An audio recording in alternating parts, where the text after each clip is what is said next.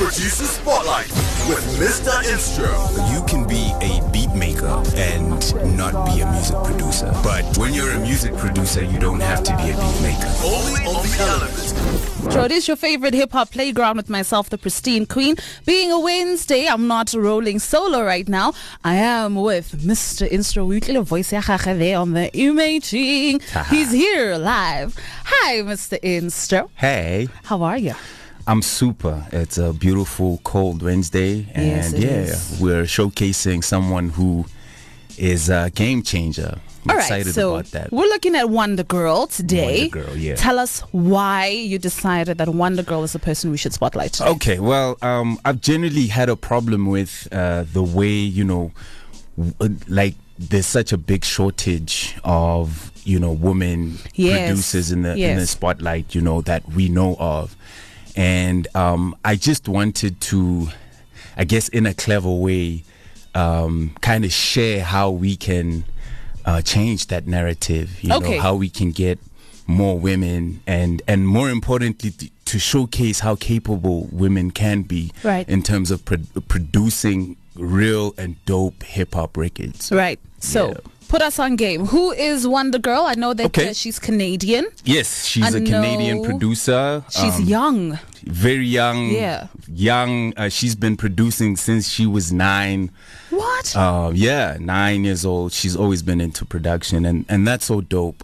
But the thing that stands out for me and the reason why I showcased, I want us to showcase her is the fact that on her bio, right, it's written there that she became a what's the word? A mentee to Boy Wonder, right? Okay. So Boy Wonder is also a Canadian, very famous, very successful producer who worked with the likes of Drake, all the big Canadian artists, right? Yeah. And obviously it filtered down to the States.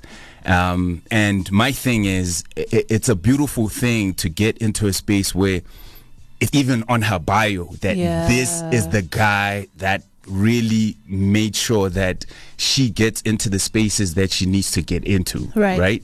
And for me, I think that's what we need to do. We need to start creating spaces where the big producers are giving, space for female producers to come in, because it's not like they can't do it. They can, they just need they need space here and there to showcase their skill. Do we have the same issue in the production as we tend to find amongst the hip hop artists? You hear a lot of the upcoming hip hop artists crying about barrier to entry, open up the industry. Someone needs to give us a cosign. Someone needs to help us get on a little bit more. Do we have the same kind of thing happening in production, or is that more prevalent amongst artists? I think it's not so much a give us a space. It's more of that's what producers are supposed to do. It's part of your job. You understand? Each and every producer who's successful, Dr. Dre, DJ Premier, anybody who's successful can tell you that part of their job is to listen out. You're a creator. You're a producer. Yeah. So what you're supposed to do is naturally you're supposed to be putting people on and putting them in the right place. And I think somewhere in the matrix something went wrong, where now people are just self-absorbed, and part of a producer is to create a product where you would take the best sound engineer, you would take the best artist, you would take the best beat maker and put that all into one thing, okay?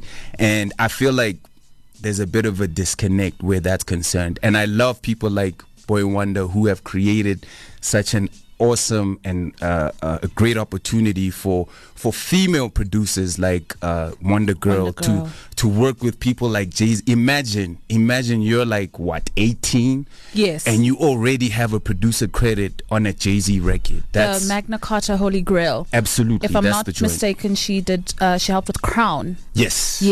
She produced the beat for Crown, and that on its own, just it's a testament that if you really are passionate about putting people on, it can have the most amazing results, especially where there is genuine talent. Okay, so we're going to unpack the idea of mentorship and that, especially in the production space, but also in general, in the next link. But I was looking, because, I like to prepare, and especially for things that I'm not really naturally well versed in, like production. So some of her production credits are Redway with YKTO, the ones, Jay-Z's Crown, Travis Scott's Antidote, which we were just going absolutely insane over. But what surprised me is Rihanna. Be better have my money. That How mean is that blew beat? my mind. I was like, what? She's amazing. All right, so those are some of her production credits, and we want to be talking about mentorship. I also read up on something else about her that I want to ask you about in the next segment as a producer. So I was saying to you just before we went and on break is that I have a talking point and I have things that I'd like to ask you. So when I was looking up Wondagurl, I realized that she does not have a producer tag. Yes. And it made me wonder, how important is it to have one or not to have one? Does it add or take away weight or credit from you? But I mean, obviously, because as a listener, the only thing that it does is that when you hear Mustard on the beat, Yes. Yes. It's DJ Mustard. But if you don't, it doesn't take away from how dope the song is or isn't. But from a producer, you know what? I can only speak from my opinion, right? There is no general thing, right? But I have noticed that it's a new age thing. Really? Producer tags are a new age thing. It's like what, early 2000s, where they actually started doing that, where you have to know who did it. So as a marketing strategy to make sure that other artists know and they can refer themselves to you, right? But my personal opinion is you don't need one. Is that why you don't have one? If you have a sound. Is that why you don't have one? I don't have one because I have a sound. Yes. So I've never needed to market myself because my music already does that. But when you're in an age where, you're producing a song where Tweezy can easily sound like Lunatic, maybe? Like Lunatic. Yes. Absolutely. When you're in a and I mean it's all love. It's not to disrespect them or anything like that, but we're in a stage where the music has like the same sort of feel, the same aesthetic. Yes. Right? And then it becomes difficult to learn or to say who has done what. Do you understand? But if you come from an era like a DJ Premier beat, DJ Premier doesn't have a tag. Right. Timbaland doesn't have a tag. Right. Dr. Dre.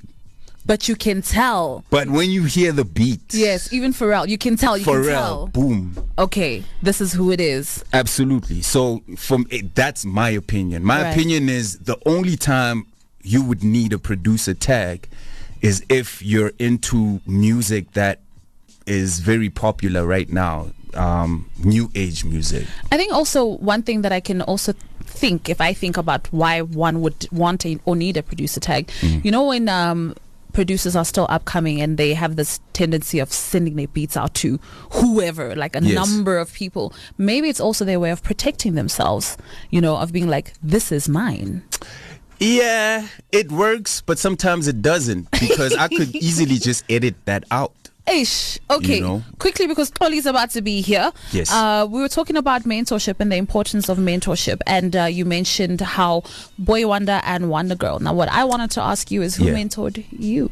Who put you on? Who mentored me? Wow. Okay. I've got two producers that really changed my life. First one is Battlecat.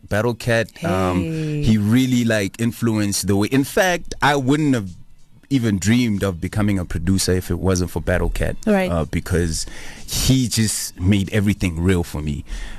He explained the process. He actually just put me on, right.